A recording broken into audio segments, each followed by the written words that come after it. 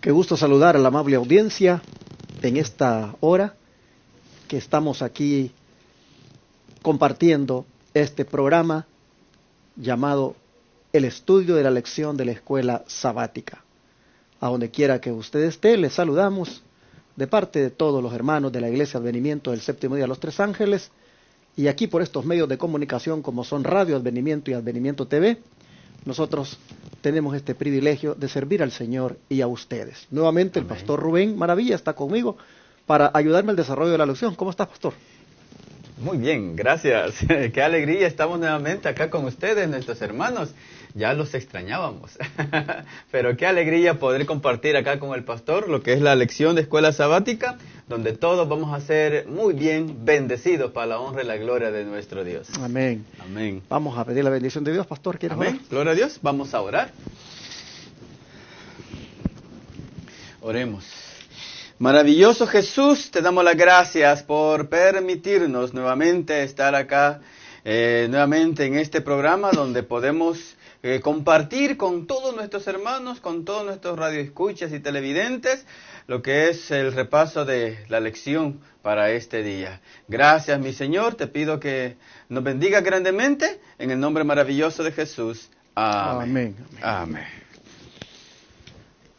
Esta semana el título de la lección es Justificación por la fe por medio de la gracia. Y está basado este título en el versículo de memoria que se encuentra en Romanos 3:24. ¿Qué te parece, pastor, si lo lees? Amén. Vamos a leer lo que es el versículo principal de la lección que vamos a iniciar en esta semana, Romanos 3:24, y dice de la siguiente forma: siendo justificados gratuitamente por su gracia mediante la redención que es en Cristo Jesús. Ese es el texto en el cual vamos a fundar lo que es la lección en toda esta semana, y vamos a estar hablando un poco sobre lo que es en sí la justificación por la fe por medio de la gracia, un tema muy importante para nuestro crecimiento espiritual. Hemos dicho en algunas ocasiones que si tan solo nosotros como pueblo de Dios, como cristianos, entendiéramos totalmente lo que significa eso de la justificación por la fe, nuestras vidas fueran totalmente distintas y bendecidas, ya que ese tema nos ayuda mucho a poder entender el plan de Dios de salvación para con cada uno de nosotros. ¿Qué es eso? ¿Qué significa ser justificados por la fe, por medio de la gracia? Por lo tanto, le invitamos que no se vaya a perder ninguno de estos días en los cuales vamos a estar compartiendo con usted este interesante tema. Y vamos a iniciar con la primera pregunta, que dice, donde vamos a ver lo que es la desesperada condición del hombre en el pecado. Vamos a describir eso. En Romanos 5:12 al 19, el apóstol Pablo nos dice algo muy importante. Ahora, ¿qué cosa es común a todos los hombres a través de nuestro padre Adán? O sea, ¿qué cosa es común a todos los hombres a través de nuestro padre Adán? En otras palabras, ¿qué fue lo que heredamos nosotros como resultado de la situación de nuestros primeros padres, de acuerdo a cómo lo describe el apóstol en Romanos capítulo número 5 y el versículo número 12? Vamos a leerlo por acá. Y dice de la siguiente manera, muy conocido por cada uno de nosotros: por tanto, como el pecado entró en el mundo, dice, por medio de un hombre, y por el pecado la muerte, así también la muerte pasó a todos los hombres, por cuantos todos pecaron. Y eso fue prácticamente la triste realidad, ¿va, pastor? Lo que sucedió allá en el huerto del Edén, o sea, lo que sucedió como resultado de la situación de nuestros primeros padres, y cuál fue la triste condición del ser humano, estar sujetos lo que es a este tremendo mal, lo que es la muerte. La muerte fue pasando a toda la humanidad como consecuencia de lo que es el pecado. Qué tremendo eso, hermano, y esa es la desesperada condición del hombre que nosotros no podemos evitar, o sea, no podemos cambiar, pero le damos gracias al Señor porque Dios ya tenía un plan perfecto de rescate, para poder rescatar al ser humano de esa tan deprimente condición en la cual habíamos caído. ¿Qué dice, pastor? Sabes, pastor, que retomando la idea que dejaste un poquito atrás, donde hacías énfasis de lo importante que es conocer la doctrina de la justificación por la fe, mientras tú hablabas, yo pensé en el año de 1888, cuando los adventistas del séptimo día prácticamente fueron inspirados por el Señor para que pusieran más atención a esta doctrina. Antes de esto, si tú te acuerdas, pues éramos conocidos como legalistas, los adventistas, porque sí, la verdad ha llegado al pueblo adventista en una forma progresiva, si tú te has fijado.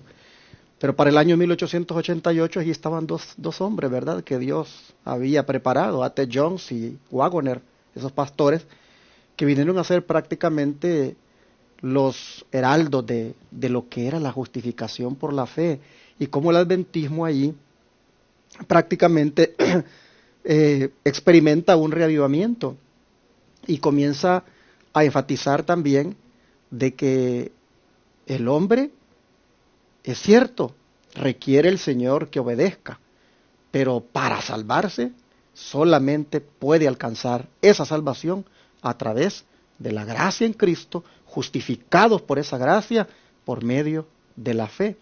Entonces me pongo a pensar cómo nosotros ahora, tú y yo, pues venimos y estamos completos, porque ahora presentamos primeramente a Cristo como la solución del problema humano, y después venimos y presentamos el asunto de la ley como una consecuencia de haber sido salvados por Cristo.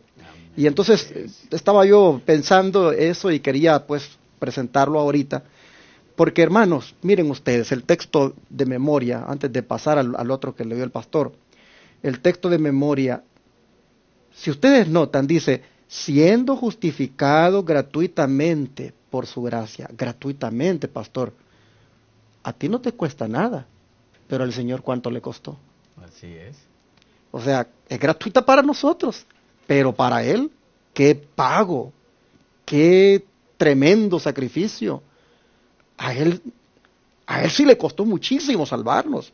Entonces nosotros, dice, es gratis, por medio de la gracia, mediante la redención que es en Cristo.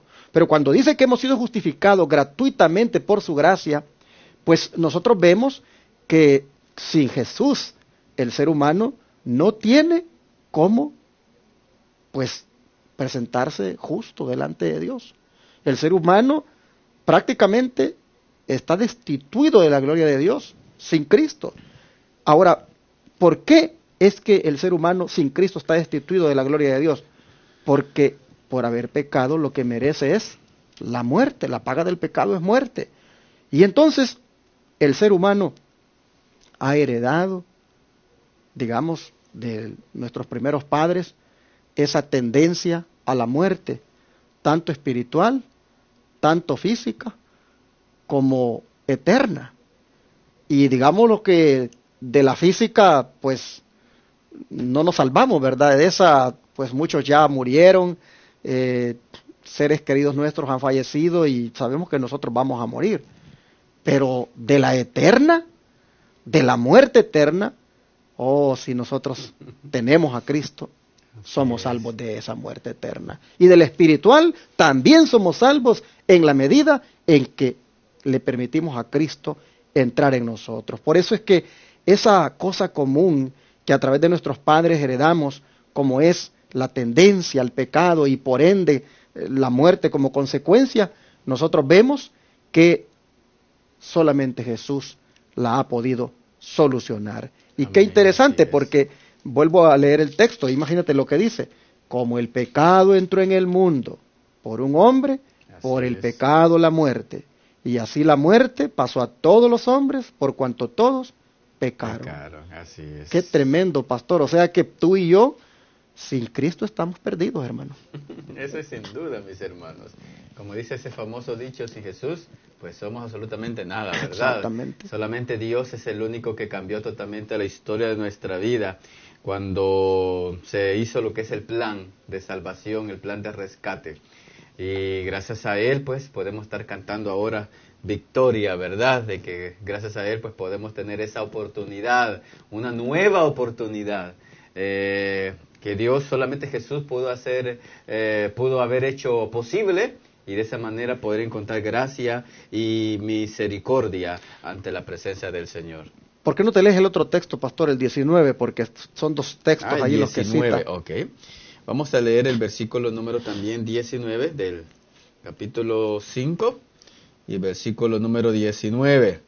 Dice, porque como por la descendencia de un hombre muchos fueron constituidos pecadores, así también por la obediencia de uno muchos serán constituidos totalmente justos. Ahí está la solución. Ahí está la justificación. Solamente por medio de la gracia. Es verdad que por haber pecado el hombre heredó transgresiones, pero en Cristo hereda obediencia, porque el Señor pues le transmite ese poder para obedecer.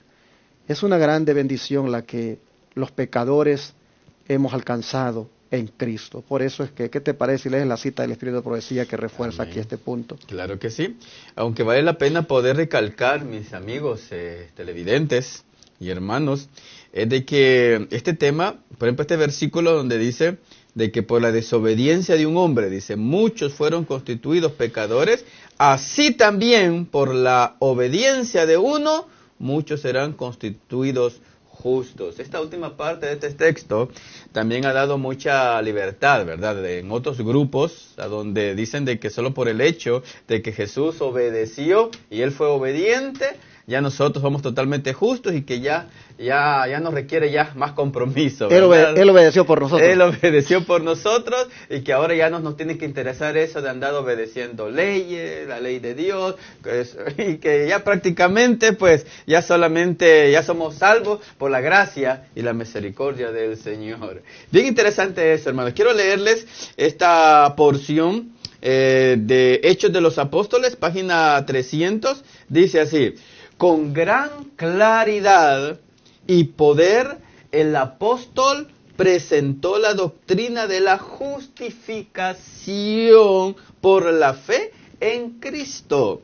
A través de todos los siglos, la gran verdad de la justificación por la fe ha subsistido como un poderoso faro para guiar a los pecadores arrepentidos al camino de la vida. Pues esta luz, la que disipó las tinieblas que envolvían la mente de Lutero y le reveló el poder de la sangre de Cristo para limpiar del pecado. Interesante cita, ¿verdad, pastor? Sí, está en Hechos de los Apóstoles, Hechos página de los 300. Apóstoles. Me gusta el hecho que dice que a través de los siglos, esta verdad de la justificación por la fe ha subsistido como un poderoso faro para guiar a los pecadores arrepentidos al camino de la vida.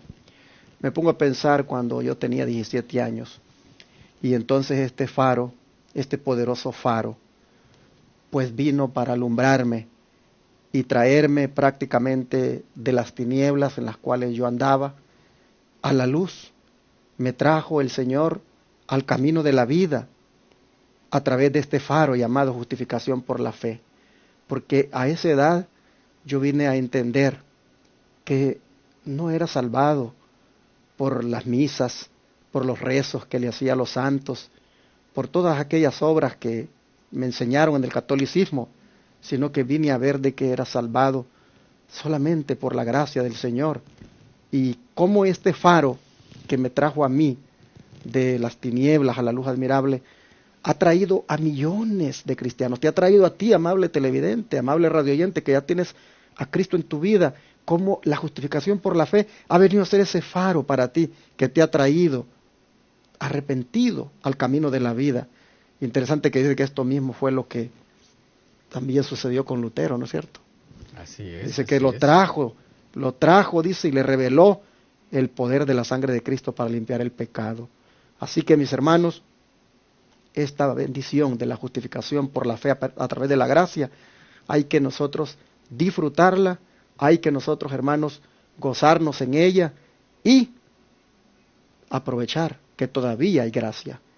Y, hermanos, buscar a Jesús para que nos imparta su justicia y nos la impute en el caso de que pues no hayamos venido todavía para pedir su perdón. Él nos da esa justificación. Bueno, hay una preguntita que trae la lección aquí y es que necesitamos esta gracia por lo siguiente: ¿cuán completamente el pecado hace al hombre impotente para llevar a cabo buenas intenciones, pastor? Vamos a leer el libro de Romanos, capítulo número 7. Vamos a ir un poquito más adelantito.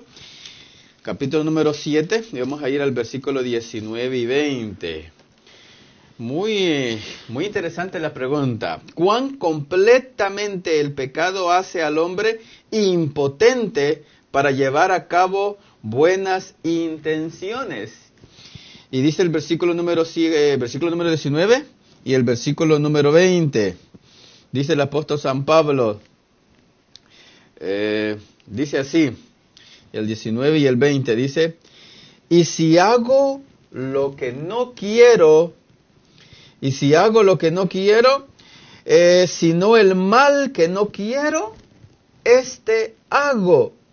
Y si hago lo que no quiero, ya no soy yo quien lo hace, sino el pecado que mora en mí. Qué tremenda condición lo que el apóstol Pablo, cómo revela esta condición, esta batalla interna que muchos de nosotros tenemos como por tendencia, lo que es al pecado. Repito otra vez el texto bíblico: porque no hago el bien que quiero, dice el apóstol. O sea, lo que yo quiero, el bien que yo quiero, no lo puedo hacer, sino lo que no quiero, dice él. Eso es lo que hago. Esa es la condición que le pasa a mucha gente, ¿verdad, pastor? Sí, dice, yo no sé por qué, yo no quiero hacer esto, dicen, pero ¿por qué tengo que hacerlo? Dice, ¿por qué?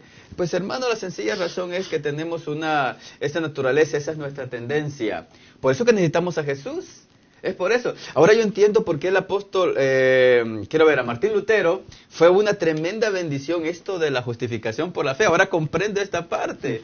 Porque para Lutero, los que conocen un poco lo que es la historia, él pensaba de que haciendo sacrificios, subiendo las escaleras del templo así de rodillas, haciendo penitencia, él pensaba que a través de eso, él apaciguaba la ira de ese Dios, ¿verdad? Que él tenía un concepto referente a Dios, y él pensaba que con eso que él hacía, él recibía lo que era el perdón.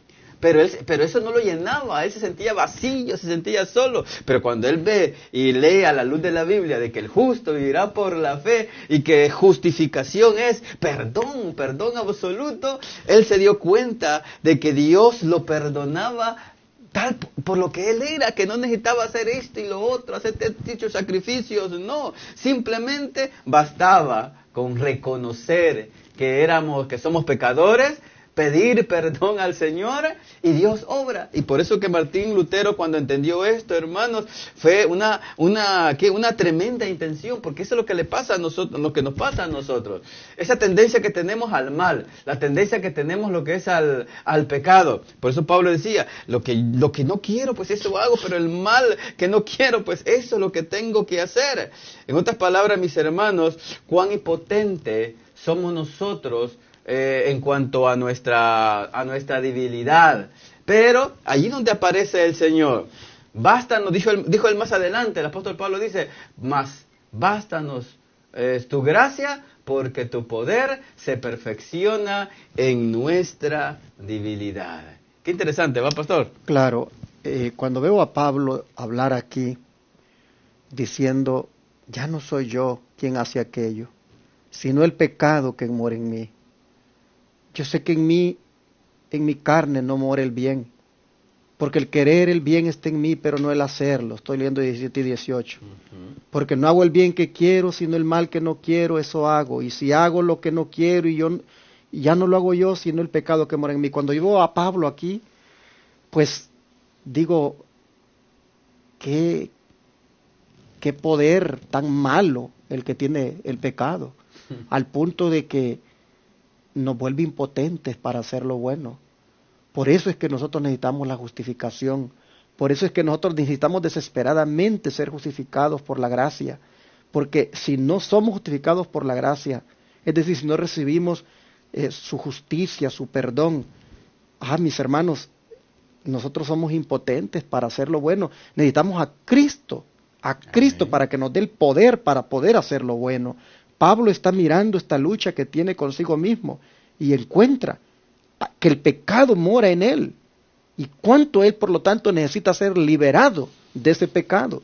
Y es en ese contexto que viene la lección a decirnos, pues lo puedes lograr a través de Jesucristo. Amén. ¿Qué dice Patriarcas y Profetas, página 376? Dice, el pecado adormece la percepción moral, de tal manera que el pecador no comprende la enormidad de su transgresión y sin el poder convincente del Espíritu Santo permanece parcialmente ciego en lo referente a su pecado. Mis hermanos, qué triste en verdad la situación del hombre, cuán impotentes somos nosotros sin Dios, ¿verdad? Sin la presencia de Dios, sin esa mano, sin la ayuda, sin la intervención divina.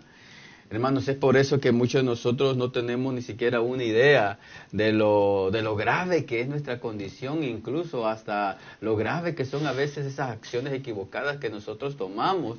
Solamente el Espíritu de Dios, hermanos, es capaz de poder revelarnos cuán complicado es la vida, cuán terrible es la mancha, lo que es del pecado. Y eso es lo que nos lleva a nosotros, a Dios, a poder buscar esa solución para el problema. Sin eso, hermanos queridos, me gusta esta parte donde dice, sin el poder convincente del Espíritu Santo, por eso dice la palabra del Señor, de que la función del Espíritu Santo es convencer al mundo de pecado, de justicia y de juicio. Sin el Espíritu Santo.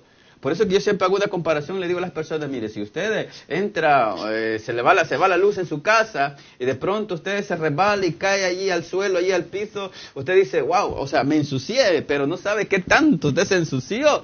Tiene que ir a la luz, encender la luz o buscar la luz, y viene la luz y le revela abiertamente a dónde usted se ensució, lo que era allí su ropa, y luego con mayor objetividad usted ya viene, agarra algo, un pañito, qué sé yo, y empieza ya a limpiar exactamente el lugar donde usted se ensució. Eso es lo que hace el Espíritu Santo. Por eso me gusta esta partecita. Nosotros sin Dios somos impotentes porque no somos capaces de poder ver lo tremendo que es nuestro mal, lo tremendo que es nuestro pecado. Pero cuando el Espíritu Santo, hermanos, toca nuestro corazón con su poder, hermanos, Él nos revela de que necesitamos de Dios. Y eso es lo que nos lleva a poder buscar a Jesús. ¿Saben por qué? Porque solamente Jesús es la solución para el problema del pecado.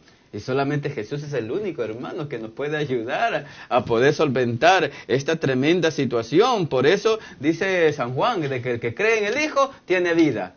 Mas el que no tiene en el Hijo, dice, pues no, el que no tiene al Hijo, pues no tiene vida. ¿Por qué? Porque solamente Jesús es la solución para este problema. Por eso que Patriarcas y Profetas acá en esta nota bien interesante, dice, lo vuelvo a leer, dice, el pecado adormece la percepción moral. La gente se acostumbra, llega un momento que convive tanto con el pecado, ¿verdad? Que ya no siente, o sea, llegan a ser uno con él, adormece la conciencia, las percepciones morales, y no nos damos cuenta, hermano, lo que estamos haciendo. Dice, de tal manera que el pecador no comprende la enormidad de su transgresión. Y por eso, sin el poder convincente del Espíritu Santo, permanece parcialmente ciego, dice, en lo referente al pecado. Porque solamente el Espíritu de Dios puede causar esa obra en nuestra vida. Amén. Y bueno, vamos a la última preguntita de la lección de este día, y es con respecto a la manera de cómo Dios hace que el pecado en la vida del hombre sea evidente. ¿Cómo lo dice Romanos 5:20? Muy bien. Dice, ¿de qué manera Dios hace que el pecado en la vida sea evidente? Dice, para el hombre, Romanos 5:20. Dice así, y la ley entró para que el pecado abundase, pero cuando el pecado abundó, sobreabundó la gracia. Repito el texto, dice, la ley entró para que el pecado abundase, dice, pero cuando el pecado abundó, sobreabundó la gracia. ¿Qué te parece aquí el hecho de que la ley haya sido introducida? Y dice que para que el pecado abunde. ¿En qué aspecto entonces la ley pues viene a convertirse en una prueba de que el pecado es evidente en nuestra vida? ¿Qué pasa cuando transgredimos la ley de Dios? ¿Qué cometemos? Así es, pecado, la transgresión de la ley. Por eso dice aquí la pregunta, ¿de qué manera Dios hace que el pecado en la vida sea evidente para el hombre? Pues Dios creó la ley y el objetivo de la ley, eso es lo que no hace la diferencia a la gente, a las personas, ¿verdad, pastor?